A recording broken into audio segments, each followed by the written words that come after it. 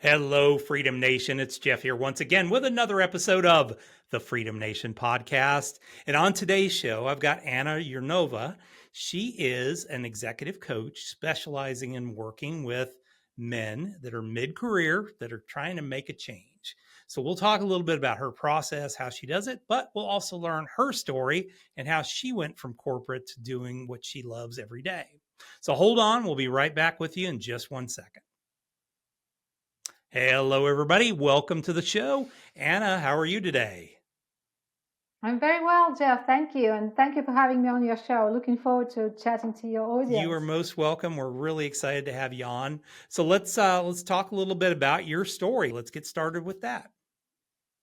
Wow, cool. I always tell first to my clients, what's your story, right? Such an important thing. Okay, where do I start? Well, I you said already, I'm executive and career Okay. coach. I specialize on helping men reinvent their career at midlife and mid-career. So at that point where they may feel stale and bored and stagnant and feeling I can't go on for another 20 years doing this, I'm dreading the word must spread, dreading, Sunday dread, Monday dread, all the dread. So I come in and I say, guys, this is just, life is too short on the one hand to be unhappy, and this on the other hand it's too long to just like kind of waiting for release, right? Just be sitting there waiting for release, because when we're at mid-career, which is like roughly 35, 55, we still have 20, 30 years to go, Mm-hmm. right? So we better enjoy Yeah, and that. we're So working longer now, that so it could even be worse. yeah, and why I feel I really know what I'm talking about is because, as I shared with you, I've been myself in corporate for a Mhm. while, almost 20 years, and I've done well, and I had a really good career, and I could even call myself lucky, even though I had a number of big derailments. But overall was a successful stretch of time where I went from like no one, completely like zero unpaid intern to a VP level, right? So Nice. in HR mostly, talent management, change management. So I did a good sort of had a good Mhm. run, but somewhere, let's say, mid to the end of that run, last 30% of that run, I was severely burnt Okay. out, right? And back then we didn't know actually the term, even, I think, No, it was just like, just slug it out. Just soldier work. Yeah, through. work Yeah, hard. exactly. Yep, we'll do it. Yeah, and as I told you, I did have it quite bad. So at some point when I was very successful, I was amazingly successful, but and I kind of kept a good front. I literally was counting steps, like I told you. That's how I survived days. I would be like, "Oh my god, I cannot get up today." But then I was like, "Hey, listen, it's just 20 steps to the bathroom. Don't think about the rest of the day and the merger acquisition we're doing and the boardroom and all the problems. Don't think, just 20 steps. Can you? Yep, I can make 20 steps to the bathroom. So once I'm in the bathroom, so now it's just 20 steps to the kitchen, and so we go, right? So it was, I'm not proud of it. I also had I was married, and I had a toddler and a baby Oh at the yeah, yeah. time, so that added to the stress as well. Yeah, and 12-hour days at the office. So it was like a price of success that I'm not proud, Mhm. I had to pay. But it kind of, now looking at it from now, it gives me empathy for when my clients share these Sure. stories, and believe it, almost every single guy I speak to, they share something similar. Maybe not the steps, that was very sophisticated way of survival, but they have a system of coping and Yeah. soldiering through, and just to like get going and provide for the family, right? So Yeah. I was there, and I really was, dreaming of doing something else, something I'd love. And Mhm. I already kind of quite early, quite mid of my career, I stumbled onto coaching because I got a coach. I learned about coaching Okay. where it was still big unknown, Mhm. and already like 2000, in year 2000, I remember I already started learning about coaching, Mhm. getting myself also uh, studied as a coach a bit, although I was still very much in corporate. I got even my, as a hobby client, Mhm. some internally, some externally, unpaid, anyway. But it took me 7 years to actually take myself seriously. I realized the hobby actually could be something more. Okay. So in 2007, I opened my coaching practice, and still while being corporate, doing it in parallel. And then, and honestly, it was a very rough transition. I knew what I Mm. wanted to do, but it's just the level of pay were not comparable, right? I Sure. just could not. make as much with coaching, especially because I thought it was a hobby. I didn't charge Yeah. people. So it's really hard to make money when you're not charging Well, anyone. and you always undervalue yourself because it's like, okay, well, Exactly. I'm new at That's a coaching, so hobby. why should I charge that Yeah, much? yeah, And yeah. yeah, I'm not really a yeah, coach, and then you kind of end up coaching your yep, girlfriends and their husbands, and they completely ignore yep, your advice because it's yeah. free, and they're not taking you seriously, and they really. So yeah, that was the whole, and it went for 7 years. So I'm not Okay. proud, but I was like, Well, yeah, but doing I it think completely yeah, you at wrong. least built your skill sets and all that during that time period. And sometimes you do have to do a little bit at the beginning of free work to get yourself there. Yeah. But that was my one of the big mistakes. I know you're going to ask me about some mistakes. Yeah. So that was a big mistake that I took far too long Yep. sitting on this hobby like idea and not taking it seriously. And I Mhm. tell you, there's a story I love to tell because it's almost by accident that I realized, hey, I can make money, and if I just take myself seriously. I went for a massage, Okay. yeah, and it just so happened, it was a very talkative massage lady, and they start asking, so what do you do, blah blah blah, and I hate talking about during my massage. I just want complete silence, and I also didn't want to tell I was in HR because then people won't stop talking about, can you find a job, da da da, and I just didn't want that, right? So I thought it was like a very low stake environment, so I just told her, hey, I'm a coach. I thought she didn't have no idea, Anna, but I think she'd you be like, froze she up was like, here. hey, is that connection okay? She was like, are we okay? Because I think there was maybe a moment where we lost connection. Yeah, it froze up there a little bit. You were talking about your Okay. massage guy and it just froze. Yeah. Yeah. Yeah. Okay. So I was like, what you do? And I didn't want to say HR. So I just thought coach, I said, hey, I'm a coach. Just, let go. And so the person was like, "Oh, you're a coach." It was actually a woman, a female masseuse, but she was like, "Oh, you're a coach. Mhm. Oh, oh, oh." And she was like, "I have this problem. I have this problem." And I was like, "Listen, I'll make you a deal. You do me, okay, Mhm. for whatever 40, 50 Yep. minutes. Then I give you 30 minutes Deal. and you give me your challenge. And if I help you really, you'll pay me what I've just paid you for massage, okay?" Deal. Absolutely, she was deal. She didn't think, which is really Yeah. surprising to me because I thought I could not make money with it, right? Mhm. So anyway, after massage, which was complete silence, she obviously was like preparing. So then she did me, and I was like, okay, what's your problem? So she gave me a problem, relationship problem. She was in a triangle, whatever. It's like it's called the drama Uh-huh. triangle. So, and I was like, okay, girl, here it is. And now just dun, dun, dun, dun, dun, help her. She was so shocked. She was like, oh, wow. She was so happy to pay me. She paid me the same what I just, Yeah. earned. Yeah. So basically, I had a free massage. Yeah. She didn't make anything. But So it was I was different from the walking. way a lot of people would have just said, "Well, hey, I'll trade you coaching for a massage." It was she actually had to hand money back to you at that point. Absolutely. She did pay me. That was my first paying client Nice. ever. Can you imagine? I'm a masseuse. So I was walking, and I was an executive coach. So I was really trained, and I was like walking home after that and thinking, oh my God, this is like a gold mine, isn't it? If even masseuse, who, I mean, Yeah. I just robbed her of her income Yeah. basically, right? She was so happy to pay me because I really showed her how she was going wrong in all her Mhm. relationships, and just within 30 minutes. And I thought, oh my God, why am I wasting this gift? Why am I not taking myself Yeah. seriously? Yeah, so that was an eye-opening. So after that, I opened my practice. I started basically Good. charging, and then things started improving, and I then eventually transitioned into coaching full-time, Nice.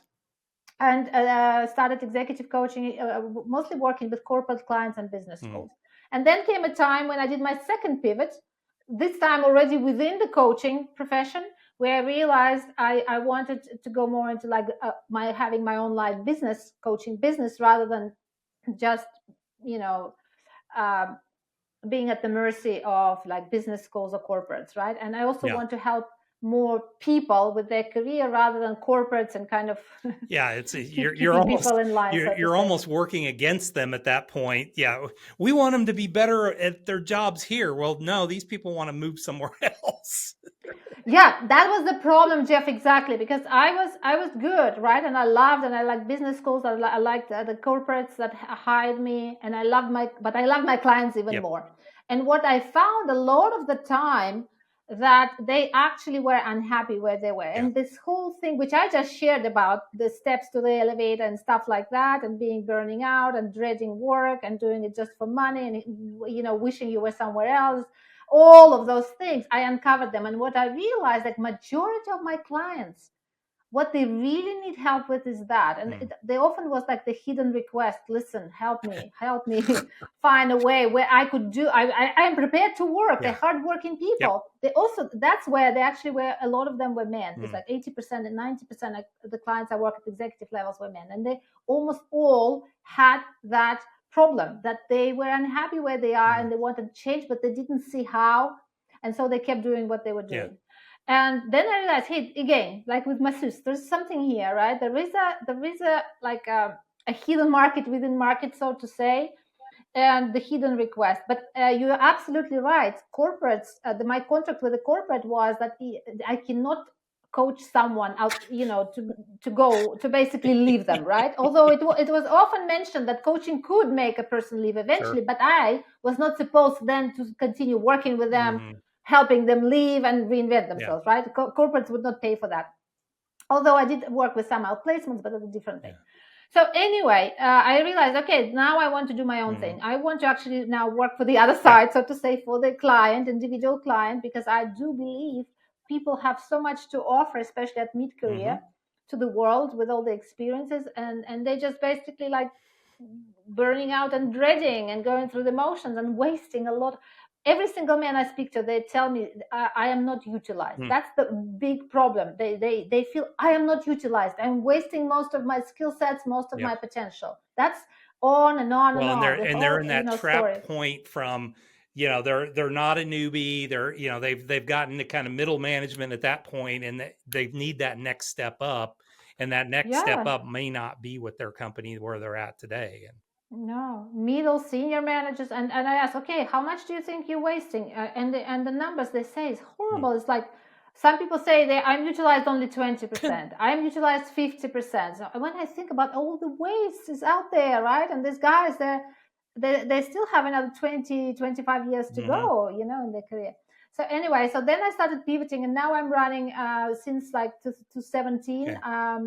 I'm running my own online program Nice. specifically, and I specialize on mid-career men, helping them who are stuck, who are unhappy, who are dreading work, who feel they want more, make more, a bigger impact, and also they want better income. Yeah. Since they want to create more value, and they also want the energy back, the health back, the happiness back. They want to be the fun Yeah. guy.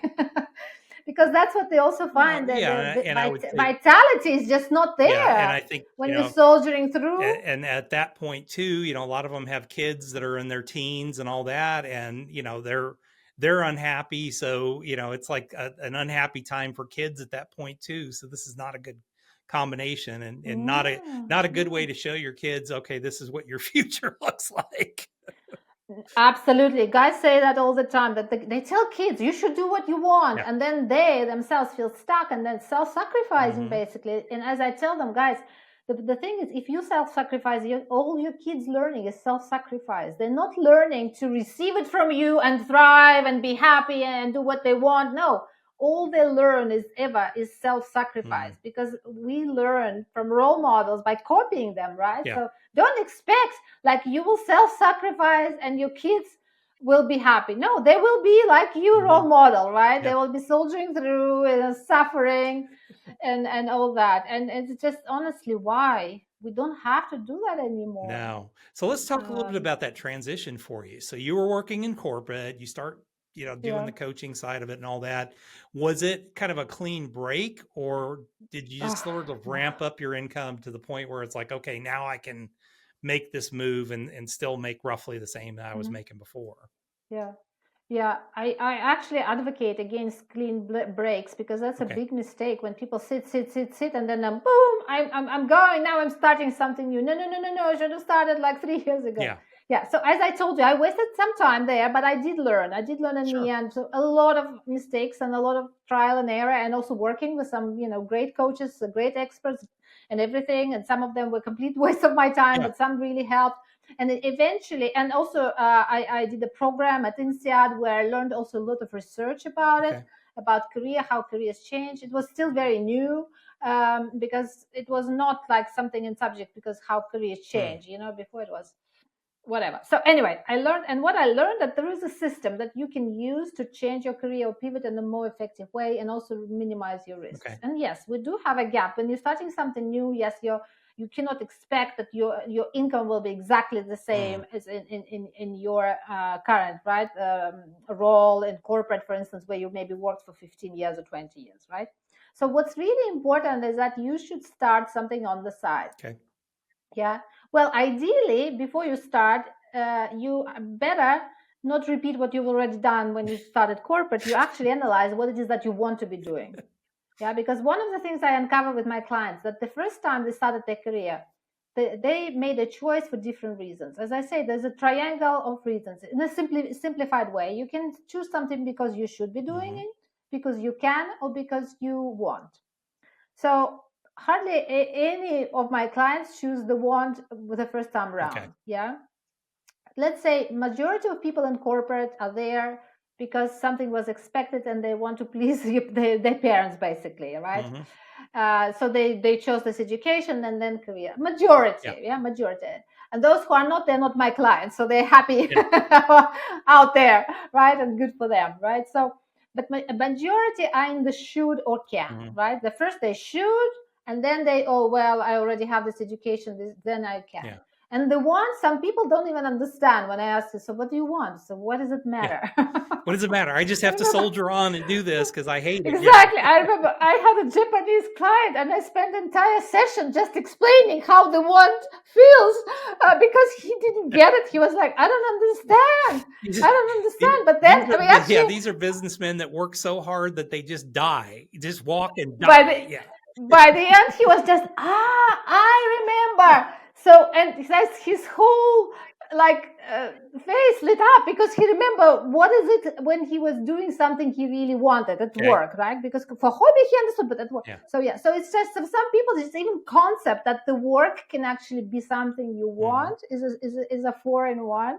But that's basically where midlife, and many people miss it because previous generations didn't quite sort of get Mm-hmm. there, but it is open for Gen X and other generations after that. Is midlife is the point where you actually can finish with the trajectory of the should and can, and relaunch yourself on the one trajectory, while using everything you accumulated in the should and the can, right, in the Mm-hmm. first leg of your journey. Use all that to actually monetize it and get your return on investment, while finding what it is that you really want to be doing. Mm. Yeah, who do you want to serve? What sort of legacy you want to leave, right? And not just the money, but also like what sort of impact you want to create in the world, Mm. right? So when that's why I'm saying that's important, because just starting a side hustle is not always a good idea, just because, oh, okay, maybe someone else is doing it. Yeah. You really need to think about what it is that you want. I call it purpose as well, but purpose is such an overused Mm. cliche word. But my criteria is very simple, Jeff. When we find that sweet spot where you really on your true purpose and you really doing what you want, what you love, the criteria number one, the sign number one, is that you are intrinsically energized. Okay. Yeah. Energy is there. Yeah. You're not Yeah, it's not, soldiering. like we said before, yes, it's work, but it's not, if you're doing what you like, you're not working really in a lot of cases. I mean, yes, you're Yeah. working, but It's you don't have that trudge that you have to go through. You get energized by the work you do. Makes sense. absolutely. It's like we all know this moment, and every guy tells me the same. It's like you're on the couch, coach. You're on the couch. You're really tired. exhausted, and then an idea comes, boom, or you see something Yeah. on the phone, and then suddenly, woo, energy. Mm-hmm. Hey, or the book, or something, or something on TV, or something you speak to someone, and suddenly it energizes you. You have ideas. It's almost like you suddenly don't feel tired anymore, Yeah. right? So that's some of the signs that actually there you might be more in line with your purpose. Okay. Yeah, there, because want, desire, and this intrinsic drive to go there, this inner curiosity and energy that suddenly sparks inside, that's all the signs that actually that's something true direction for you. Why is it important? Well, because in midlife and beyond, we just simply have less Yeah. energy. To begin Let's with, face it. plus 20 years of career behind us at that point, and 20 years still ahead of us. Yeah, and we still need to push, and of course, any line of career comes with an effort, but it's so much easier to push and pay in your effort or working hours and everything when you're actually intrinsically driven and interested in the subject, Yeah. right? You're just more likely to put in extra work and grow your mastery and be more fun to work with. So your clients will love you more, customers will love you more, like your direct reports or your colleagues, right? And it's not always, you don't always have to leave corporate. Yeah. I mean, sometimes it's in corporate, people pivot within corporate, different industry. I help people pivot geographically as well. I help people also break the glass ceiling. Yeah. That's also a pivot, right? Because often they get stuck and it's some middle or senior manager and they just can't get to that next level, right? It's also a qualitative leap, but they feel they would be a lot more happier if they had a wider impact, wider responsibility. Well, I mean, right? I look at my own career. I mean, I spent 17 years with one firm, the first firm that I worked for in this one industry, and it was because I was constantly being challenged. It was what I do best, which is just drop me in the middle of, a project or a problem and just let me figure it out and go. And then once that's up and running, somebody else can run it. I'm going to go on, move to the next thing. So, I had a career of doing those kind of projects and fun things like that. And when it really got bad was leaving and going to another firm that just didn't believe in that.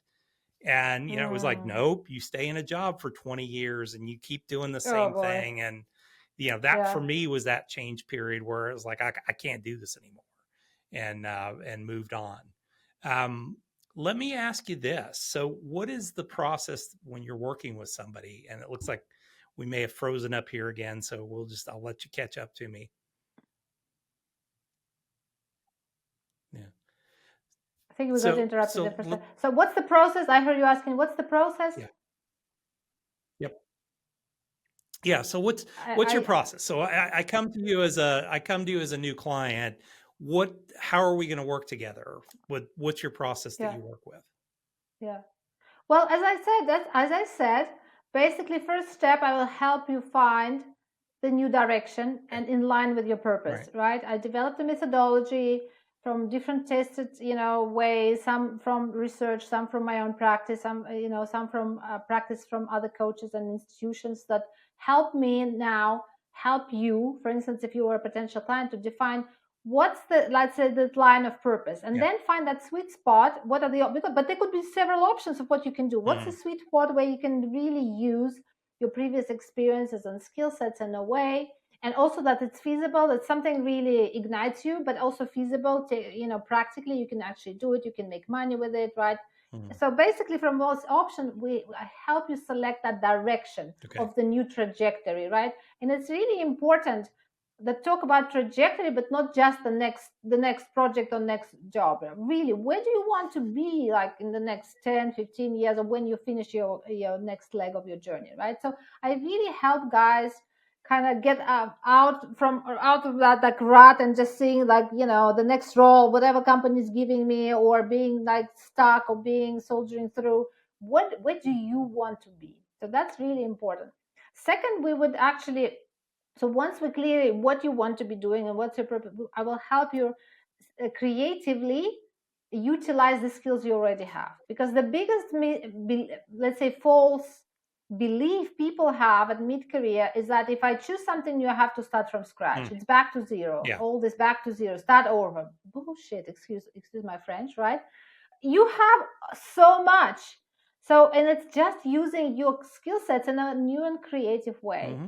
So, as I call it like a Lego game where we kind of deconstruct you first into little pieces, right? Because Mm-hmm. it's hard. Imagine you have something built out of Lego, I don't know, a superhero, and then you want another superhero. It's really hard to like shift from one to the Yeah. other. So you do have to reconstruct into smaller pieces, right? And then you have to put them together in a new and creative way. Mm-hmm. And that's why guys, when they already kind of a built identity, let's say working identity, right? In one way, I am a sales manager, or I'm, I don't know, head of division, or I don't know, I'm a marketeer, or I'm whatever, right? And then it's hard for them to imagine they could be someone else, right? But when we find clarity where they want to be, and they all see something, yeah, they all have their dreams. But then we deconstruct their in existing skill sets, and we start using that Lego to now build this new identity. Okay.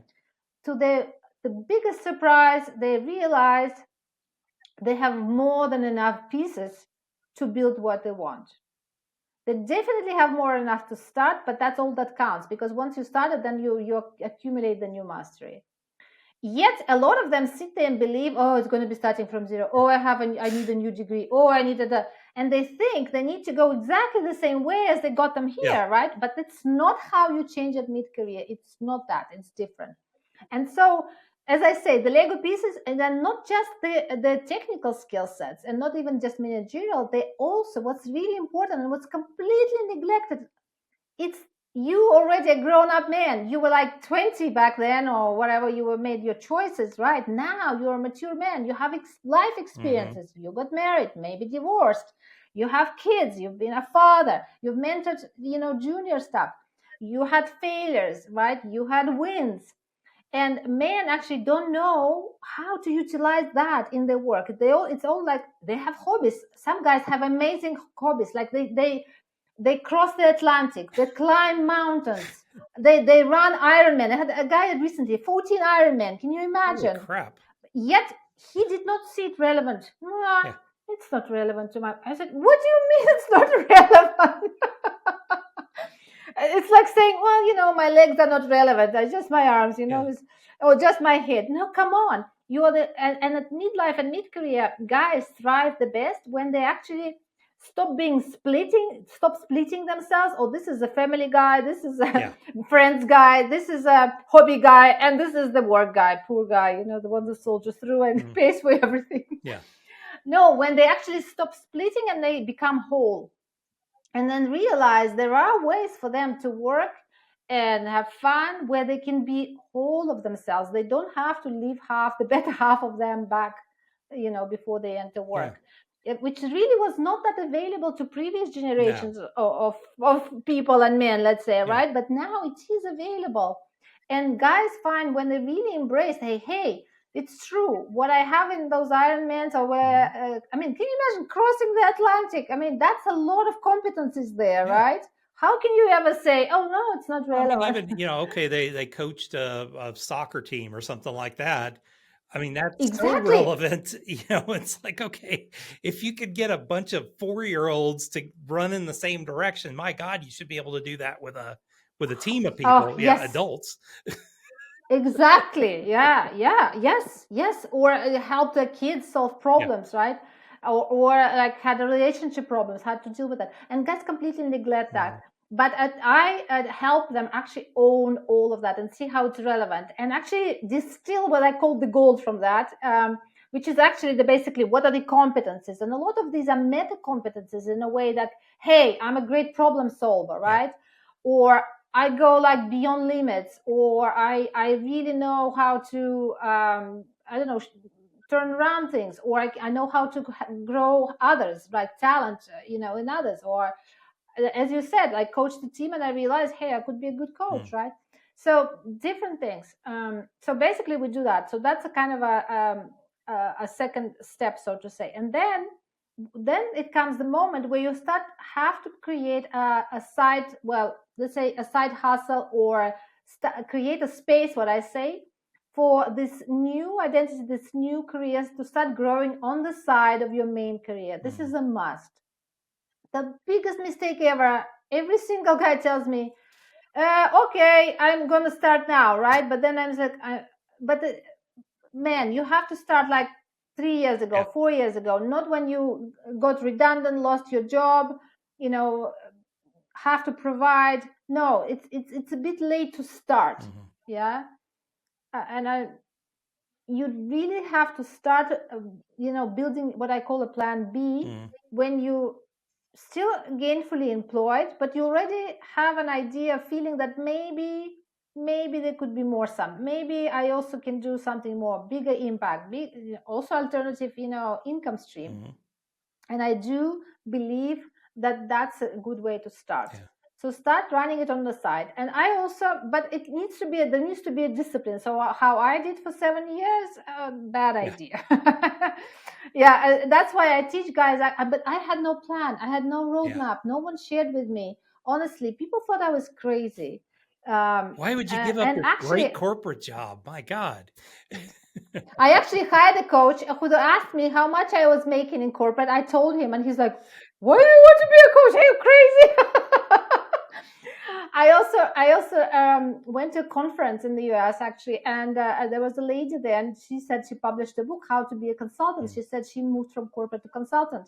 And I bought, well, I didn't buy, I won a book. There was like a game, and I won the book and started reading. And honestly, I think that book delayed me by 3 years because what many people did back then, I still now, but especially back then, is that they didn't tell you the real story of how they changed.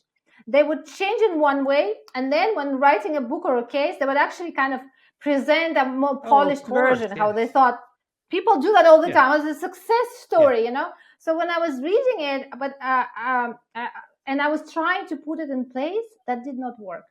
Then later I realized, okay, that's what she did. And I actually started teaching. I started teaching how to do it in a real way. How does it actually work? Not the way you think it should work, right?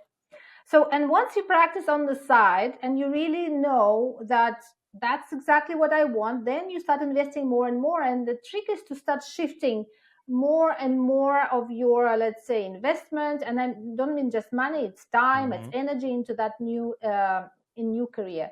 The good place to actually shift and leave your current career and really start investing into that new one is when you feel, and also it is supported by the Excel spreadsheet calculation, that your new career is enough already to cover the budget, your cost of living, not the income. That's very important. That's exactly it cannot correct. yet match the income, and a lot of people wait when it will match the income exactly. Well, that's never. not going to happen because you are like spending 80% of your time there, 20% here at the best. So yeah, you have to then shift. So yeah, it is a kind of a game in a way, like you have to balancing game, right? So, but then but the good sign is if you're really clear about your cost of living and let's say the minimal budget that you absolutely do not want to compromise on, and then make sure your new career, you find a way how to create that amount of money. Once that's done, boom, then you really advise not to sit too long, but shift as soon as possible, because otherwise you'll be already compromising this new career, right? And sometimes, in my case, for instance, I shifted once, I left corporate once, and then actually after a while, I found myself back again. I actually was hired as a consultant, and I thought, oh, I will be independent, but then it didn't work out, and I was sucked in.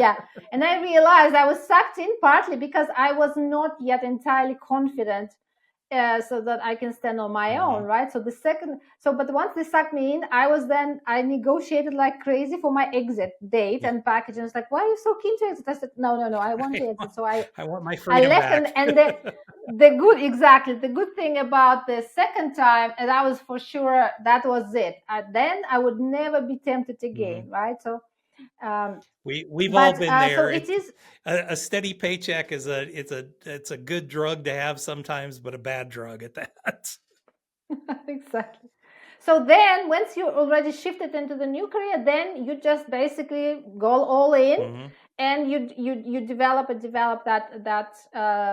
new trajectory for That them. number, That's basically. that number you were talking about is what we call in the Freedom Day method your minimum required income, your MRI. And Good. our exit period is when you can generate 125% of your MRI. So that gives you that little extra wiggle room if something happens or whatever. But Yep, that's that's a good you're index. laying it out exactly the way I recommend Yeah, people do it, yeah, yeah. and they come Also, away. of course, saving, if you can save it, that's great. Yeah, If you can create some passive income to support, that's great as sure. well.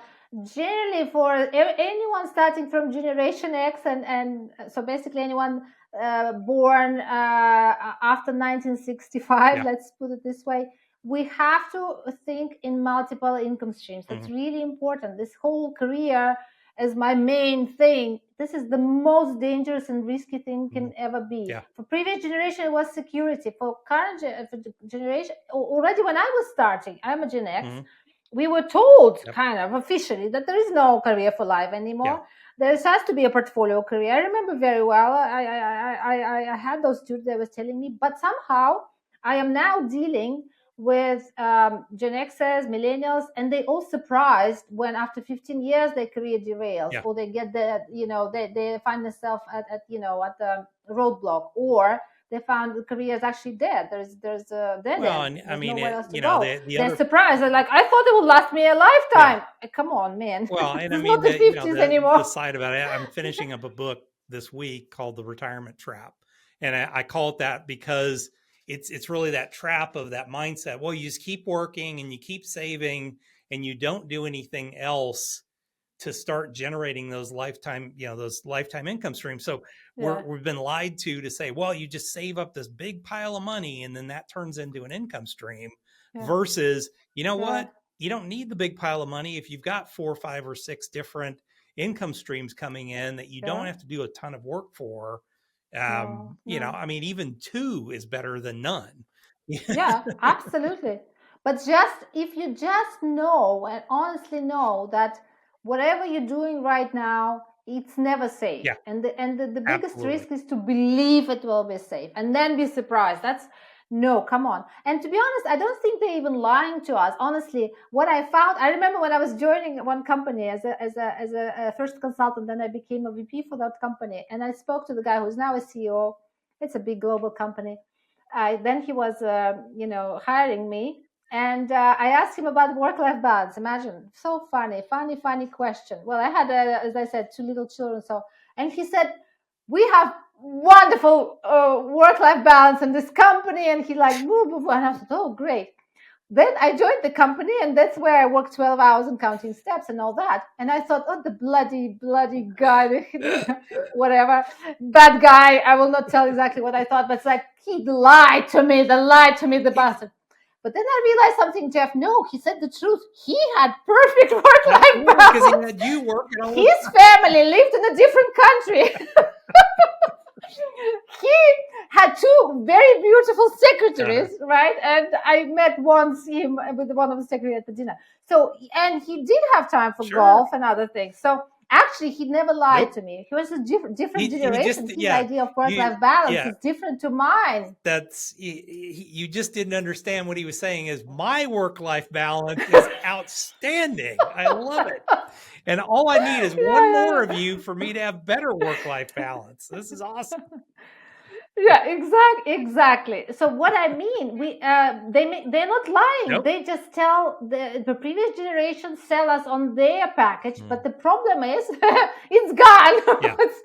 Yeah. So we have to think, and also our values are different, and the millennials' values are Mhm. different, and then the next generations, the values are Yeah. different. And what you need to think of your values, what's important to you. For instance, a lot of guys I worked with in corporate were older than me, like 10, 15 years. Yep. So previous generation, uh, it wasn't important for them to be present as No. fathers. No. It was just not important. Let's face it. They did blah, blah, blah about it, but they would be ready to spend dinners in the office every Mhm. night on the Yeah. week, right? That was important. Career was important. And basically, Gen X and millennials I work with, mostly, they are in mid-career right now, Mm. midlife. It's very important for them to be present Yeah. fathers. It's one of the top values. I mean, the other part about them is they don't want to postpone life. That's Yeah. another Once one. again, the retirement trap was, well, you postpone life. You postpone the things you really Yeah. want to do until Yeah. after you've worked this Yeah. 40-year career, and they're just not Yeah. wired that way. I No, call them no. the post 4-hour work week generation. I mean, they were the ones Yeah. that grew up and they started reading the 4-hour work week, and they're like, I don't want to do that. I just But Jeff, because it's also a lie. If you would actually expect now to do that, you'd be so disappointed because you'll basically be dead Yeah. by the time you think you would be like, hey, how about enjoyment? Yeah. So actually, the generations, Gen X and millennials, they're Yeah. right about thinking, no, I want my work-life balance. I want my lifestyle now. I Yep. want my travel now. I want sabbatical years. I want my Mhm. paternity leaves together with maternity leaves. Yep. Right? Every single guy. I was often the only woman on the executive team. They all were jealous when I went on maternity. Oh, wish we had yeah, come on, guys. You don't know Yeah. but I see now guys really taking their paternity Sure. seriously. They want to be Yep. present. They want to pick up their kids from school. Really be present, Yeah. like do the whole thing. Not just show up. Hi, how was your day? Bye. So these are different values. So that's why every generation has to think for themselves. And it's important to understand that no one will offer you on the silver platter, say, yeah, you work so hard and you sacrifice. Why don't you have fun Mm. now? No, you have to really claim Yeah. that. And multiple income streams is one of it, and trying different things, and actually believe. Sometimes I see a lot of that. Your hobby might be actually might earn you more money than what you thought your safe main career, Mhm. right? Absolutely. If you take it seriously. Absolutely. Well, let's transition into the fast 5 questions now, okay? Okay. All right. So, first question, you wake up in the morning, business is gone. You have $500 in your pocket, a laptop computer, a place to live, and food and clothing. What do you do first? Well, I'd say it's a normal day at the office for me because my business is me. I'm a Yep. solopreneur, right? So I just will continue business as usual, really. I will get in touch with my, list of contacts. I will tell them I'm still Mm. coaching, keep posting on LinkedIn, on the social media, and yeah, I will. My skills, that's the great thing about what I love about what I do. I can do it anytime, Yep. anywhere. Honestly, I don't need Yeah. anything, right? Well, yeah, of course, internet connection Mhm. helps, but even if not that, as I told you, with after that experience with the massage Yeah. therapist, I know I I can can do this I can anywhere. literally go out in the street, put the sign helping, and I will Yeah. survive, right? Absolutely. What's the biggest Yeah. business mistake you've ever made? I think it's wasting Okay. time. I wasted a lot of time, mostly because I thought I needed a perfect Yeah. solution. It's wrong. Perfection is not Imperfect is, attainable. yeah, just go and correct as you go, right? As a friend of mine said, what is it? God steers a moving Yeah. car. I'm not a religious person, but I do think that's true. So once you're moving, you can steer. When you're sitting and thinking and perfecting, Yeah. you going now nowhere, and it's a waste. So I wasted a lot of Yeah. time on perfection. Yeah. Ugh. Perfection is impossible, and you're never going to reach it. So just get out there. I think my favorite thing I ever heard was from Dan Kennedy, talking about, if you put something out and it's the perfect thing, you waited way too long. At that point, you wasted too much time. If it's the perfect thing and everybody buys it, that means you wasted years, trying to perfect it. What is True. a good book that you'd recommend for our audience? Well, right now I'm actually recommending this book, which is 10x easier than 2x. Yes. And why I'm doing it, because I just read it. I read it recently because several people Hmm. recommended it to me, and then what I realized, that actually explains a lot of what I was Okay. doing, especially when I was transitioning from like executive coach to having my own Hmm. business, like releasing 80%, and selecting the 20% of clients I really enjoy working the most, and so on. So the way he explains, I think it really Hmm. works. And what I like particularly about that book, that he also explains that it comes with a lot of loss. So you have to accept loss, that you will lose the Hmm. 80% of, let's say, non as fun, non as adding value activity, so that you can grow the 20, the most fun and also most Hmm. profitable ones, right? for you. So I would highly recommend. I Yeah. love it. What's a tool that you use in your business every day that you might recommend? I am not a very techie person. I use tools. Well, one thing I would, first of all, most important tool I believe in for me and probably for most people is a calendar. Yeah.